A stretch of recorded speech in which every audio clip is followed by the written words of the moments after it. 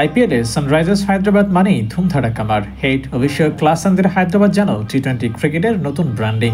অথচ এই নতুন ব্র্যান্ডের হায়দ্রাবাদের কপালে জড়িয়ে আইপিএল শিরোপা, বরং একবারই শিরোপার স্বাদ পায় তারা। সেবার এই শিরোপা জয় নেতৃত্ব দেন বাংলার পেসার মুস্তাফিজুর রহমান।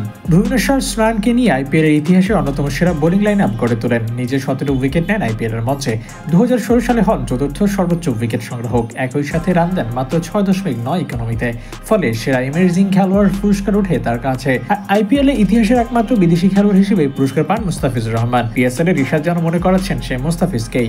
এক আমলে কাটার স্লোয়ার দিয়ে সবার আতঙ্কের নাম ছিলেন মুস্তাফিজ, আর টার্ন ও টপ স্পিন দিয়ে পিএসএল এর ব্যাটারদের আতঙ্কের নাম এখন রিশাদ হোসাইন। এর মধ্যে 2 ম্যাচে রিশাদের শিকার 6 উইকেট। এক ম্যাচ কম খেলে টুর্নামেন্টের সর্বোচ্চ উইকেট শিকারী বোলারদের তালিকায় এখন রিশাদ। উইকেটের তালিকায় আছেন রাইলি রোসর, শান মাসুদের মতো নাম।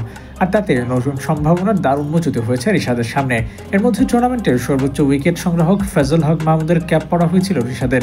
সামনের দিনে এই ক্যাপটা নিজের কাছে রাখতে চাইবেন রিশাদ। পুরো মৌসুমের জন্য এনওসি আছে তার। একই সাথে যে ফর্মে আছেন তাতে রিশাদকে বেঞ্চ করার কোনো সুযোগ নেই। তাই এই পুরস্কার পাওয়ার আশা দেখতেই পারেন এই বাংলাদেশি বোলার। এছাড়াও প্রথম আসরে মুস্তাফিজ পেয়েছেন 17 উইকেট। এই সংখ্যাকেও ছাড়িয়ে যাওয়ার সুযোগ আছে রিশাদের সামনে। টুর্নামেন্টের গ্রুপ পর্বে আরও 7 ম্যাচ খেলবে রিশাদের দল। ফাইনাল পর্যন্ত গেলে রিশাদের সুযোগ থাকবে আরও অন্য 10টা ম্যাচ খেলা।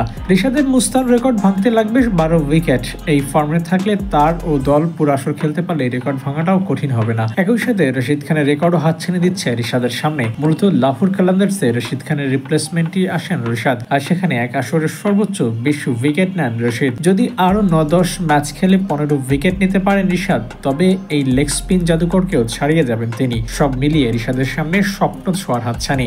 দেখা যাক সেখানে কেমন করেন এই উদীয়মান তারকা।